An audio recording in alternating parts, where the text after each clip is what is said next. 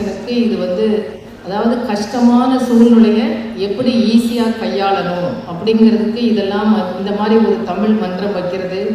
நானும் 10 நாட்களாக நான் வாட்ச் பண்ணிக்கிட்டே தான் இருக்கிறேன். இந்த மாணவர்கள் அந்த கிளாஸ் முடிஞ்ச உடனே 4 o'clock மேலே இருந்து நைட்டு 10 மணி வரைக்கும் இந்த மன்றத்துக்காண்டி அவங்க செய்த ப்ராக்டிஸ், அதுவும் நேற்றுக்கெல்லாம் வந்து விடிய விடிய பண்ணிக்கிட்டே இருந்தாங்க. பிகாஸ் நான் டீன் குவார்ட்டர்ஸில் இருக்கிறதுனால இந்த கேம்பஸில் நடக்கிற அத்தனையும் நன்கு அறிவேன். ஸோ அந்த கல்லூரி மாணவர்கள் ப்ராக்டிஸ் பண்ணது வந்து அளவுக்கு அதிகமாக ப்ராக்டிஸ் பண்ணி இந்த மன்றத்தை நல்லா நடத்தணும் அப்படிங்கிற ஒரு ஆர்வத்தில் இருந்தாங்க. அதை பார்க்க முடிஞ்சது. அவர்களுக்கு எனது அன்பான நன்றியை தெரிவித்துக் கொள்கிறேன். எதுக்காண்டி இந்த தமிழ் மன்றம் வைக்கிறோம் அப்படின்னு சொன்னால், தாய் வாழ்க, தாய் தந்த தமிழ் வாழ்க. நோக்கம் என்ன?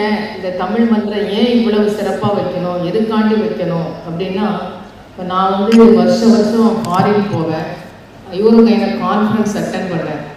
நாள் கணக்காக அந்த இங்கிலீஷையும் அந்த வெஸ்டர்ன் கண்ட்ரி லாங்குவேஜ், போர்ச்சுகல்னால் போர்ச்சுகலில் பேசுவாங்க, ஆஸ்திரியானா ஜெர்மனில் பேசுவாங்க. அப்படியே கேட்டு கேட்டு கேட்டு அப்படியே ட்ராவல் பண்ணி கடைசியில் துபாயில் வந்து இருக்கும்போது யாராவது தமிழ் பேசுவாங்க.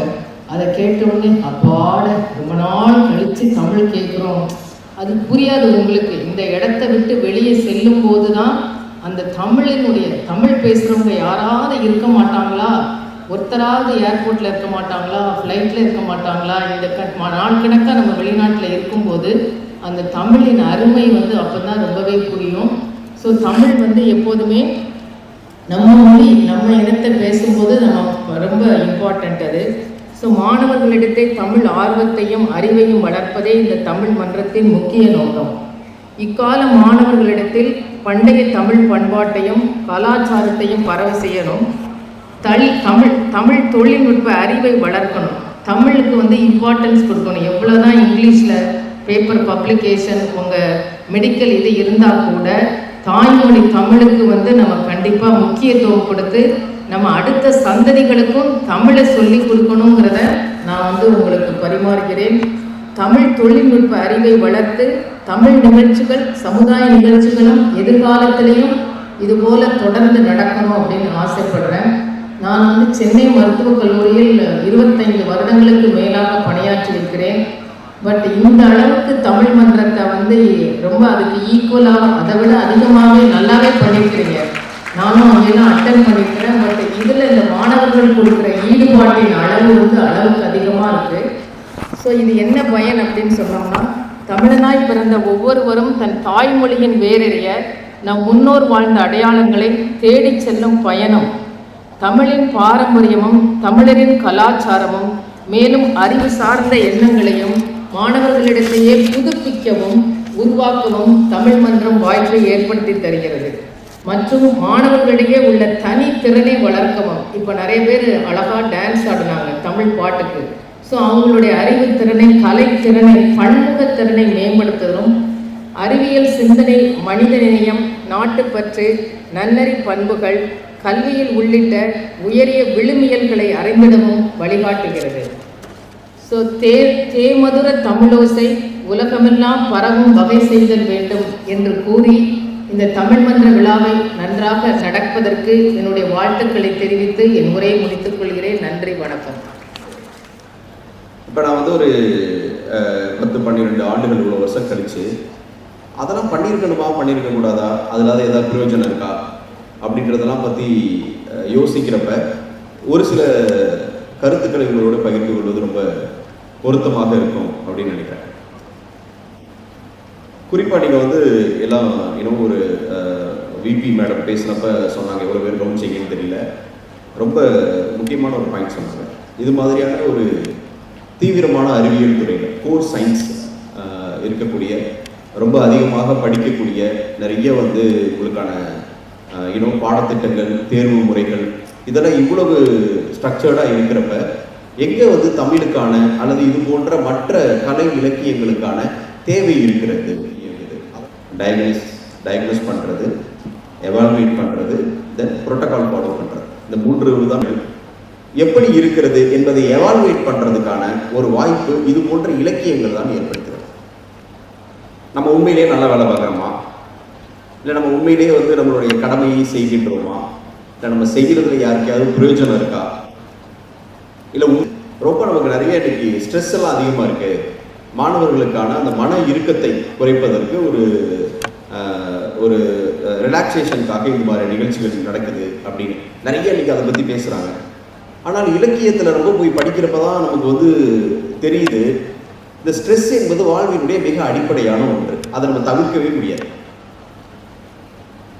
மன இறுக்கம் இதெல்லாம் வந்து இதை ரிலாக்ஸ் பண்ணுறதுக்கு தான் இது போன்ற நிகழ்ச்சிகள்.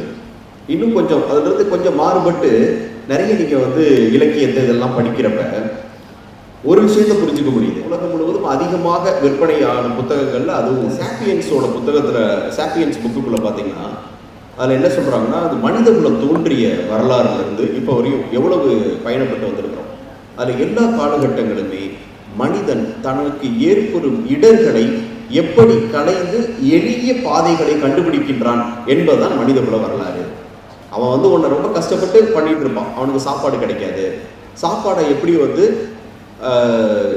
கண்டுபிடிக்கிறது, எப்படி அதை சேமித்து வச்சுக்கிறது, தனக்கு கிடைத்த எந்த வகையிலெல்லாம் தன்னுடைய வாழ்நாள் குறைகிறது, லைஃப் எக்ஸ்பெக்டன்சி ரொம்ப கம்மியாக இருக்கும். அதில் அந்த எவல்யூஷனில் வாரி இன்னைக்கு வந்து ஒரு லைஃப் எக்ஸ்பெக்டன்சி ஒரு 70+ இயர்ஸ் இருக்குது அப்படின்னா அந்த பாயிண்ட்டுக்கு வர்றதுக்கு அவன் எவ்வளவுலாம் வந்து ஸ்ட்ரெஸ்ஸை தாங்கியிருக்கிறான் என்பதுதான் அந்த மனித குலத்தினுடைய வரலாறு என்பதை ரொம்ப நல்லா சொல்லியிருப்பார்.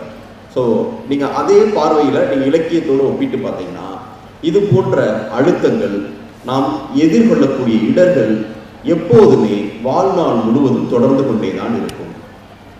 அது பர்சனல் லைஃப்பில் இருக்க ஸ்ட்ரெஸ்ஸாக இருந்தாலும் சரி, ஒர்க் பிளேஸ் பாலிட்டிக்ஸில் இருக்கக்கூடிய ஸ்ட்ரெஸ்ஸாக இருந்தாலும் சரி, அது நீங்கள் எவ்வளவு பெரிய இடத்துக்கு போனாலும் சரி, நீங்கள் எவ்வளவு ஒரு சாதாரண பணியில் இருந்தாலும், உயர்ந்த பணியில் இருந்தாலும், நீங்கள் தனியார் ஒரு நிறுவனத்தை நடத்திட்டு இருந்தாலும், பெரிய ஆண்டர்ப்ரனராக இருந்தாலும், அல்லது ஒரு பெரிய அட்மினிஸ்ட்ரேட்டிவ் செட்டப்பில் முக்கியமான ரோல் பிளே பண்ணியிருந்தாலும், இந்த அழுத்தங்களும் இது போன்ற ஒர்க் பிளேஸ் பாலிட்டிக்ஸ்னால ஏற்படக்கூடிய பிரச்சனைகளும் ஒருபோதும் தவிர்க்கவே முடியாது. இதைத்தான் இலக்கியம் சொல்லிகிட்டே வரும். இது இப்போ நேற்று இல்லை. நீங்கள் வந்து ஒரு நம்மளுடைய இலக்கிய மரபவே எடுத்துகிட்டு பார்த்துட்டிங்கன்னா ஒரு 2500 வருஷத்துக்கு முன்னாடியிலேருந்து நமக்கு எழுதப்பட்ட இலக்கியங்கள் இன்று படிக்க கிடைக்கிறது. அதுலேருந்து நம்ம பார்க்குறப்ப எல்லா காலகட்டத்திலையும் இந்த 2500 வருடத்திற்கு மேற்பட்ட நம்மளுடைய தமிழ் மரபில் மட்டும் சொல்கிறேன் இருக்கக்கூடிய இலக்கியங்களை ஓரளவுக்கு நீங்கள் வந்து பார்த்துட்டு வந்தீங்கன்னா இந்த உண்மை நமக்கு புலப்பட்டு கொண்டே இருக்கும்.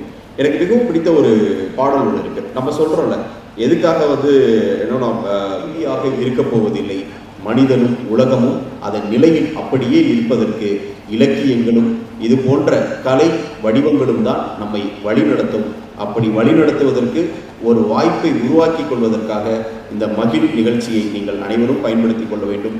சிறப்பாக கலை நிகழ்ச்சிகளில் பங்கேற்ற மாணவிகள் மற்றும் இந்த நிகழ்ச்சியை மிக சிறப்பாக ஏற்பாடு செய்த மாணவ மாணவியர்கள், தமிழ் மன்றத்தினுடைய நிர்வாகிகள் மற்றும் தமிழ் மன்றத்தினுடைய ஆலோசகர் அனைவருக்கும் என்னுடைய மனமார்ந்த பாராட்டுக்களையும் வாழ்த்துக்களையும் தெரிவித்து நிறைவு செய்கின்றேன். நன்றி, வணக்கம்.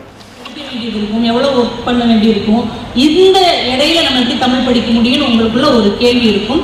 ஆனால் ஒரு மாவட்டத்தையே ஆட்சி செய்கிற ஒரு IAS ஆபீசர் ஒரு நாளைக்கு 2 மணி நேரம் தமிழ் படிக்கிறார், அதை மனப்பாடமா வைத்திருக்கிறார், அதை மேடையிலே ஆற்றலுக்காக சொல்லக்கூடிய வல்லமையோடு இருக்கிறார். அப்ப நம்மெல்லாம் ஏமாத்திரம் அப்படிங்கிற ஒரு எண்ணமும் நமக்கு தோன்றும். நல்ல கலெக்டர் அவர்களுக்கு நம்முடைய நன்றியை தெரிவித்து இந்த விழாவை மிக சிறப்பாக நடத்தி கொண்டிருக்கிற, முன்னிலை வகித்துக் கொண்டிருக்கிற, வாழ்த்துறை வழங்கி இருக்கிற நம்முடைய கல்லூரியின் முதல்வர், மதிப்பிற்கும் மரியாதைக்கும் உரிய மருத்துவர் சீதாலட்சுமி மேடம் அவர்களே, மிக சிறப்பாக வரவேற்புரை வழங்கிய துணை முதல்வர் அனிதா மோகன் மேடம் அவர்களே, நம்முடைய கல்லூரி சார்பாக கேட்டிருந்தாங்க. ஆனால் அவருடைய நேரத்தை நம்ம வந்து ஆக்கிரமிப்பு பண்ணக்கூடாது அப்படிங்கிறதுக்காக பட்டிமன்றத்தோட சேர்த்து நான் தமிழ் குறித்த சில விஷயங்களை நான் பகிர்ந்து கொள்கிறேன் அப்படிங்கிறோம். தமிழ் விருட்சம் என்றால் தமிழ் தான் நம்முடைய வேரும் கூட. வேர் எதுவோ அதுதானே விருட்சமாக மாறும். தமிழ் தான் நம்முடைய வேர். நம்ம மருத்துவம் படித்தாலும் இன்ஜினியரிங் படித்தாலும் எந்த துறை சென்றாலும் நம்முடைய வேர் இந்த மண்ணில் தான் இருக்கிறது, இந்த தமிழ் பண்பாட்டில் தான் இருக்கிறது, இந்த தமிழ் பாரம்பரியத்தில் தான் இருக்கிறது. அதை வாசிப்பதற்கு படிப்பதற்கு உங்களுக்கு அதிக நேரம் இல்லாவிட்டாலும் கூட உங்க கல்வி பணியே உங்க அன்றாட வாழ்க்கையில் அதிக நேரத்தை எடுத்துக்கொண்டாலும் கூட ரொம்ப சுருக்கமா நம்ம மொழியை பற்றி நீங்க அவ்வளவாக தெரிந்து கொள்ளாத விஷயங்களை உங்களுக்கு சுருக்கமா சொல்லணும் அப்படின்னு நான் ஆசைப்படுகிறேன். கொஞ்ச நேரம் உங்க மொபைல் எல்லாம் தமிழ் தான் என்னுடைய தாய்மொழியாக இருக்கணும் அப்படின்னு யாராவது கடவுள்கிட்ட வரம் கேட்கமா தவம் இருக்கமா அப்படின்னா இல்லை. தமிழ் நமக்கு தாய்மொழியாக அமைந்தது ஒரு தற்செயலான நிகழ்வு தான். ஆனால் தற்செயலாக அது அமைந்ததற்காகவே நாம் காலம் முழுக்க மகிழ்ச்சி அடையலாம், காலம் முழுக்க கர்வப்படலாம், காலம் முழுக்க பெருமைப்படலாம். அப்படி ஒரு மிகச்சிறந்த ஒரு மொழி நமக்கு தமிழாக தெரியும். எப்ப தோன்றாங்க அவர் சொல்றாங்க, அந்த இலக்கியம் சொல்லும்போது கல் தோன்றி மண் தோன்றா காலத்தே முன் தோன்றிய முன்னாள். மண் தோன்றுவதற்கு முன்னாலே இந்த தமிழர்கள் தோன்றிவிட்டார்கள் என்றால் எவ்வளவு பெரிய நீர்னு சொன்னோம். உடனே தண்ணி கொடுக்கணும் ஒரு உணர்வு வருதுல்ல. பிரபஞ்சன் சொல்றாரு, ஒரு மொழி தோன்றியது என்றால் அது நம்முடைய தமிழ் மொழியாக மட்டும்தான் இருக்கக்கூடும் அப்படின்னு சொல்றாரு. நீங்க உங்களே கவனிச்சு பாருங்க.